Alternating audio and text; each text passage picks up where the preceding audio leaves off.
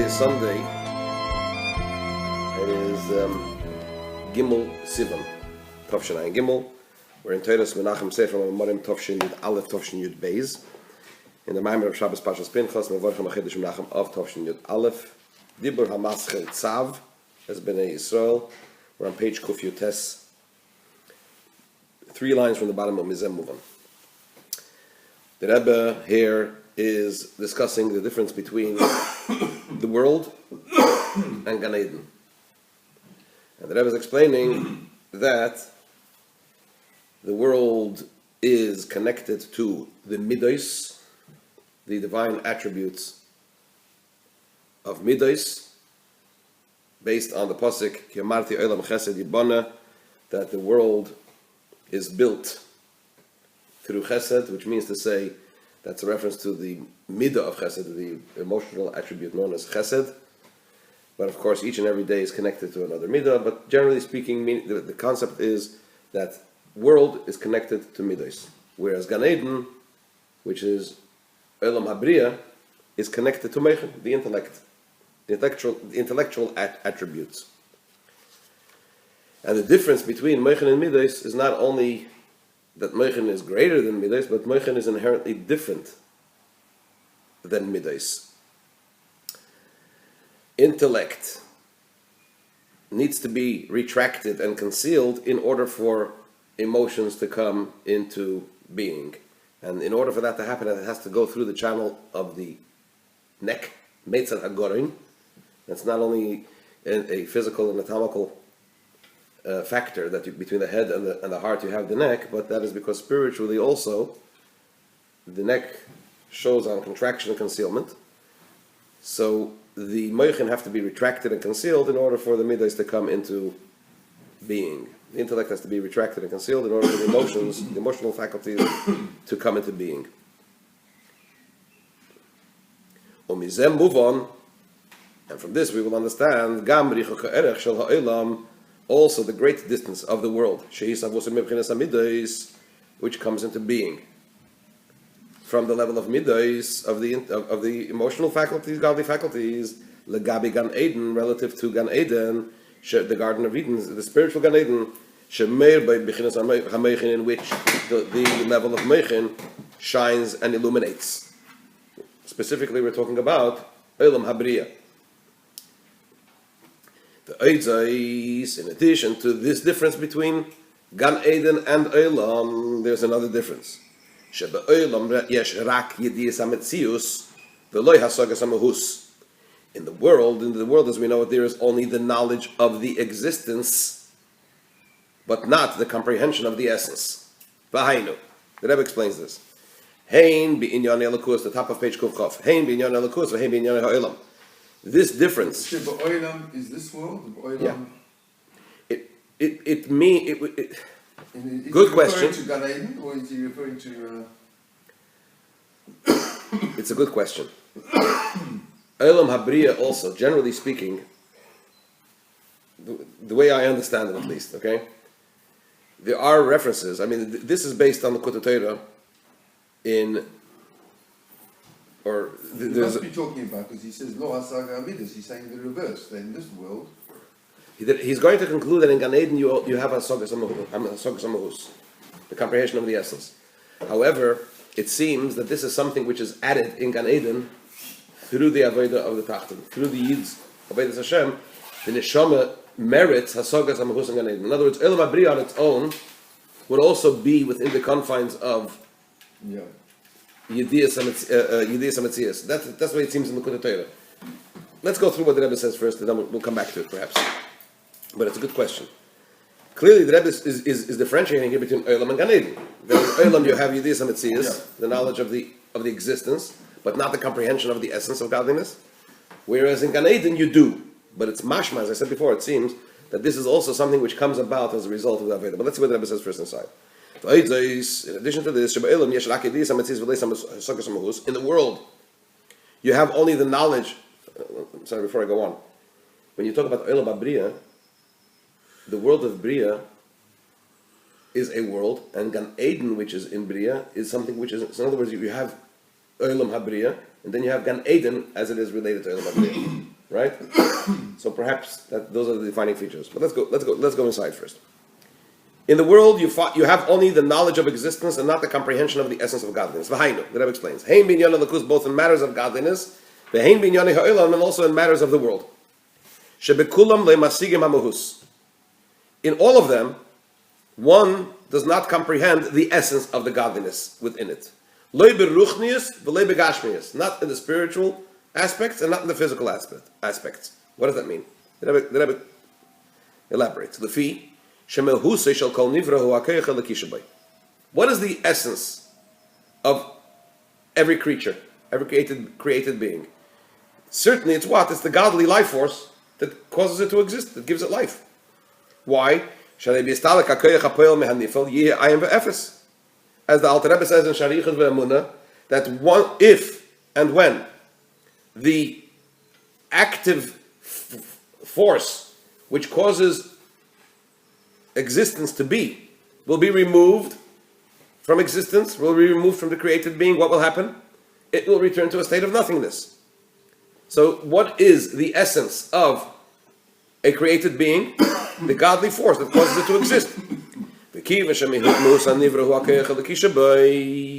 Since the essence of the created being is the godly force which is within it, and in the godly life force, we have no comprehension. Really and truly, we know that it exists, but we don't comprehend what it is. Nimtza, so it comes out, that even in physical matters, in this world, there is no comprehension of its essence. Why? The only thing we can have is the knowledge that it exists. We don't really truly know what Gashmias is, because Gashmias itself is also really what's the essence of the Gashmias of the physical existence? Is also spiritual, is also godly.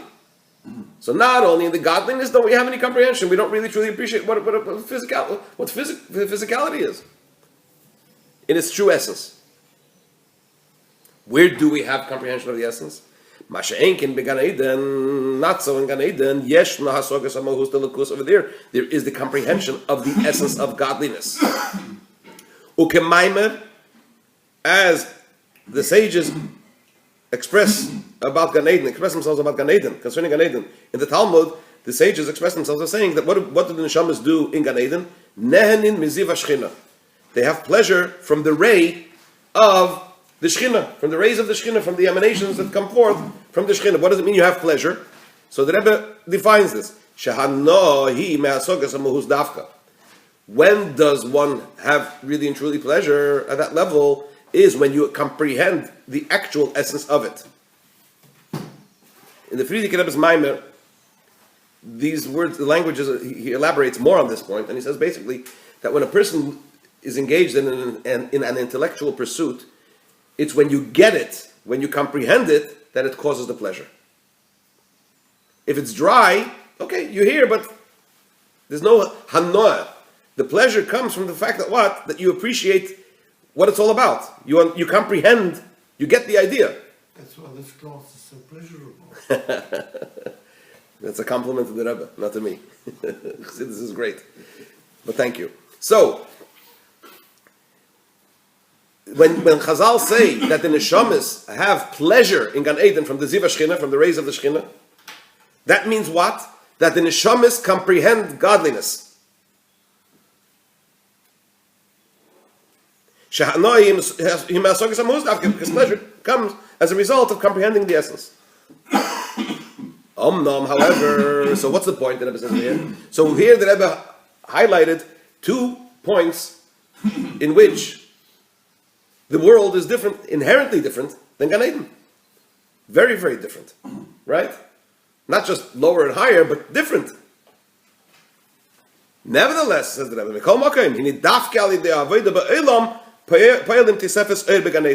it's specifically through our serving Hashem in this world that we affect an addition of light, of godly light in Gan Eden. And here the Rebbe specifies the point that we were discussing a minute ago, Harris.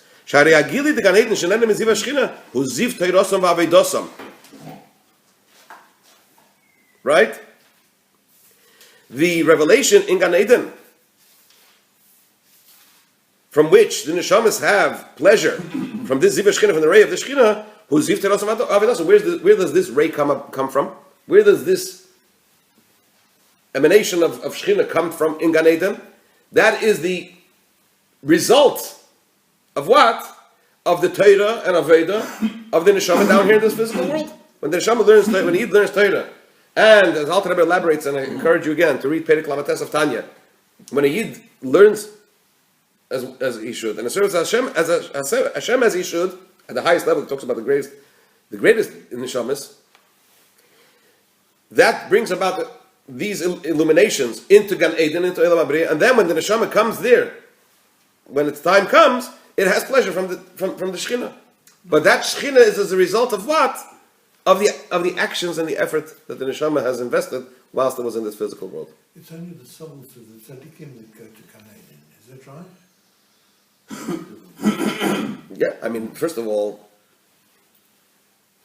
the Mishnah says, as we said in Pirkei Avos, we were saying Pirkei Avos just before we started the Perek, it's from Sanhedrin, Kol Yisrael Yesh Lem Chelik Le'olam Haba. All Yidden have a share of the world to come, even though they were talking about Chiyas HaMesim.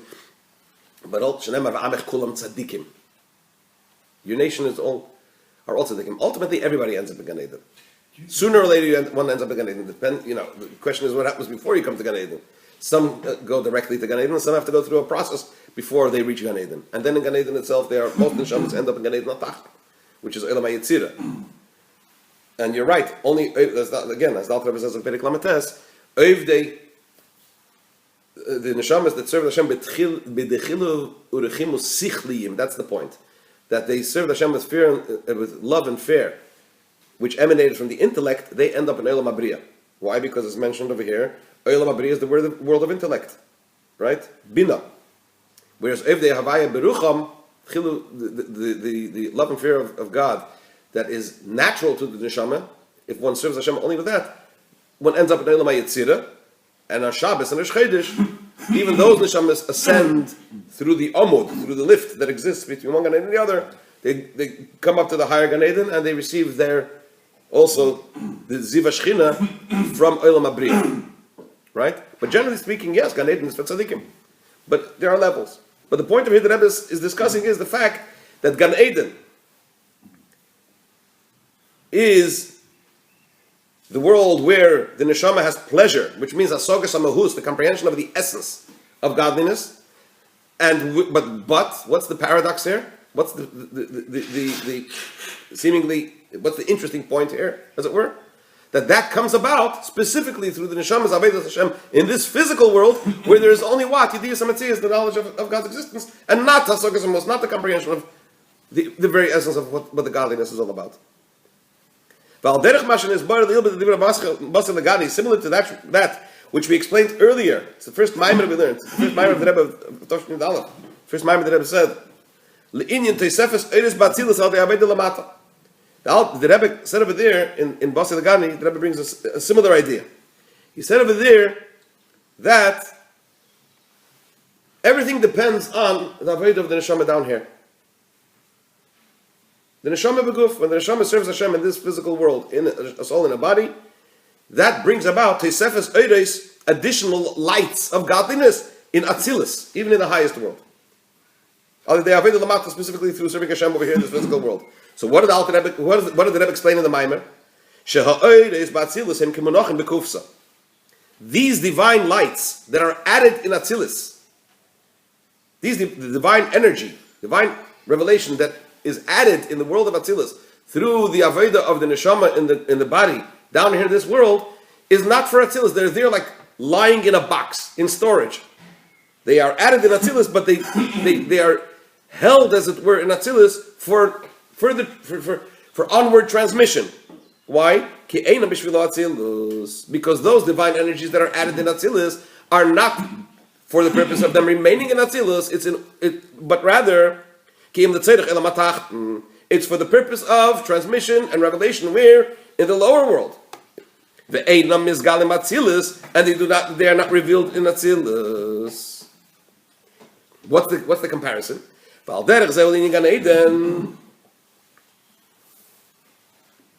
So too, it's concerning the idea of Gan Eden. She'ein misgale boy ki im ziv toirosam v'avedosam b'vad. What is revealed in Gan Eden? Only the ray of the Torah and Aveda, the service of the Neshama to Hashem in this world. Only that. Only a ziv, only a ray is revealed in Gan Eden.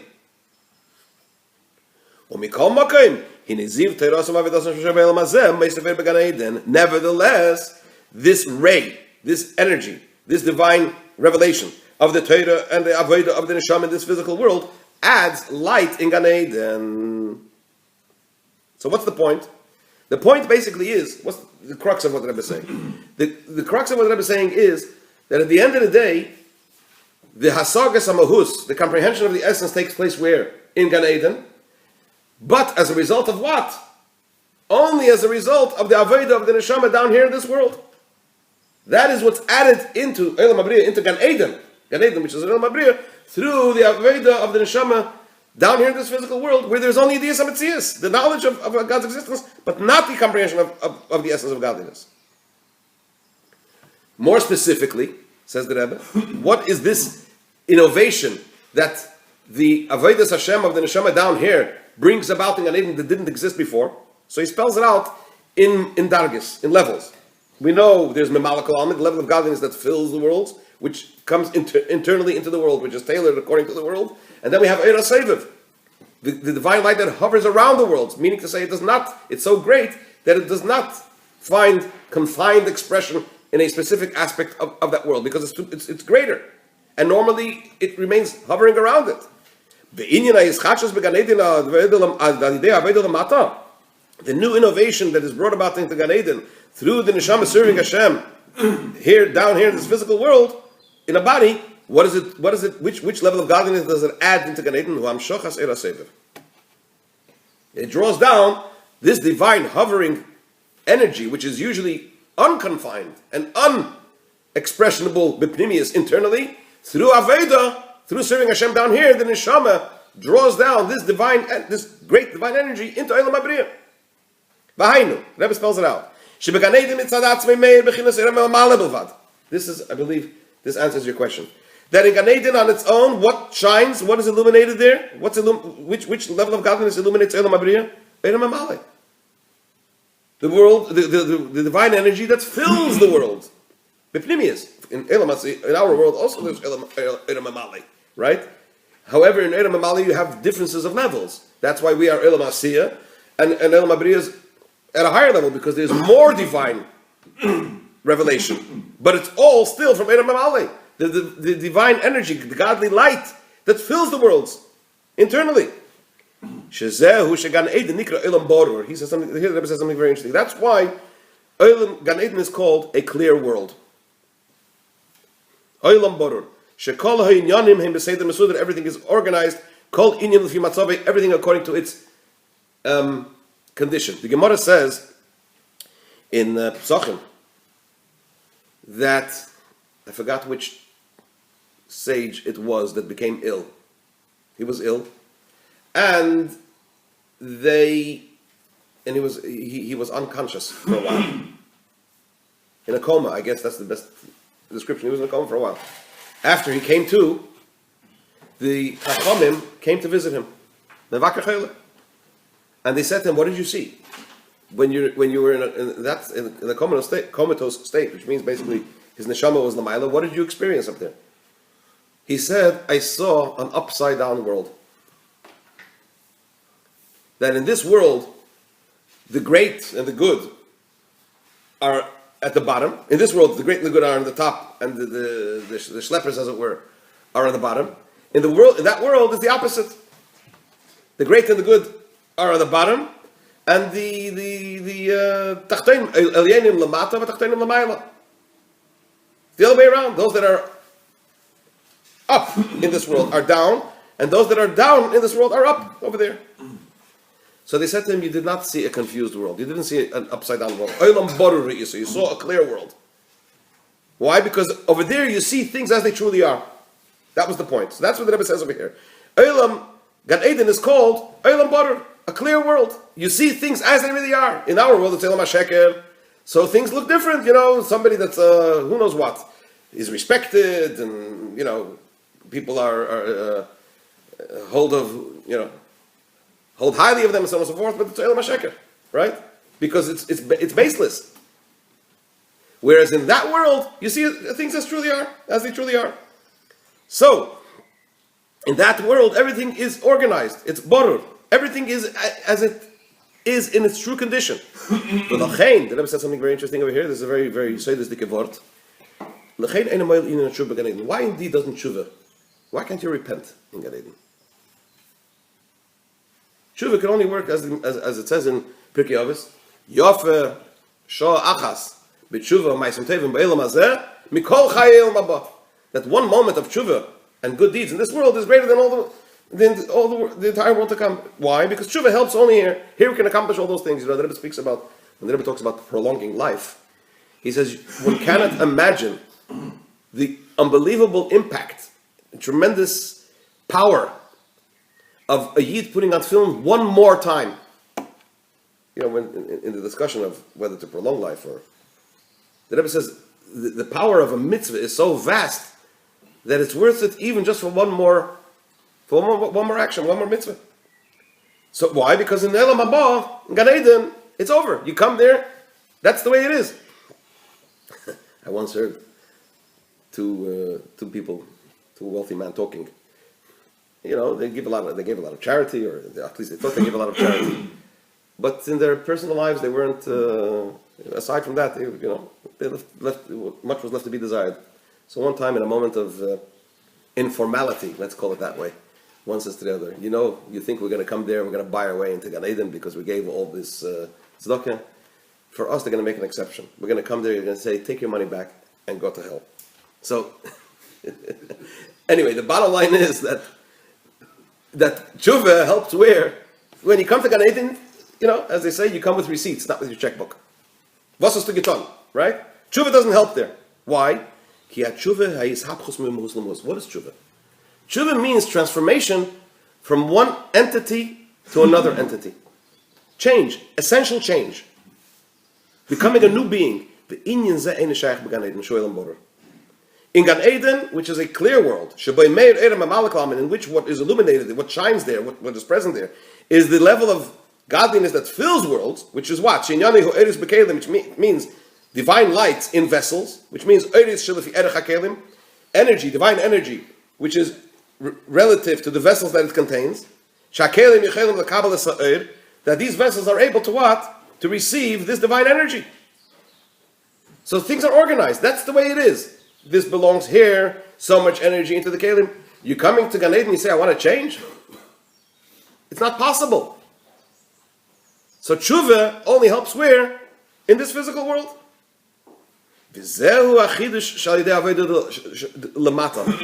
is the innovation which comes about through the neshamas avodas Hashem, a soul in a body serving Hashem in this physical world. What is it? That it draws down the level of godliness that normally hovers around the world, does not find expression into the world, in whatever particular realm we're talking about. Avodah has the ability to draw that down into the world. That's what Gan Eden is, and that's what tshuva is. Tshuva basically means you're linking into a level which is beyond the norm. You're taking that leap, right? Beyond the usual. Beyond usual is only shaykh. That is only possible in this physical world. And to bring down the unusual into Gan Eden is also only as a result of the neshamas avodas Hashem in this physical world. Ois base. So therefore, in answer to your question, it would seem that even Elam Abriya on its own, in its created state, is Elam Amalik. In the Kutatayra, the Alter Rebbe actually says that over there it's Yidiyas HaMetzias. It's the Hasogas HaMehus, the comprehension of the essence, comes as a result of what? Of the Aveda. Of the Aveda Neshama down here in this world, drawing down the Eira Seviv, through that it is able to link into the idea of Hasogas HaMehus. Okay, so that's base. So the bottom line is, the Rebbe over here in this chapter is discussing, he's highlighting the unbelievable power of Avodas Hashem, serving Hashem and Neshama in a body in this physical world, over and above what can be accomplished in the upper worlds, notwithstanding the fact that Hasagas HaMahus, comprehending the very essence of godliness, takes place in Gan Eden, and in this world we merely have Yediyas and Metzias, the knowledge of God's existence, and not the comprehension of what it's, the essence of it, right? Nevertheless, all that comes about through what? Through the Neshama serving Hashem in a body down here in this physical world. Another few lines. Vihine, chapter 3, bottom of page Kuf Chof.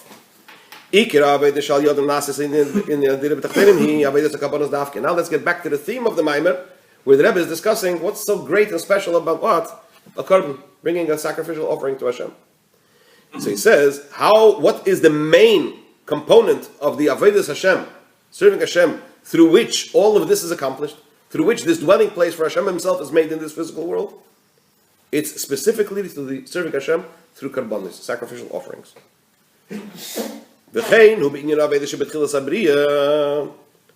Not only is that now, after Adam and Eve were sent out of the Garden of Eden, right?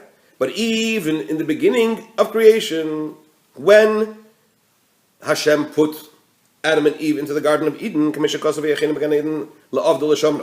it says in the pasuk, God placed man in the Garden of Eden to work it and to guard it.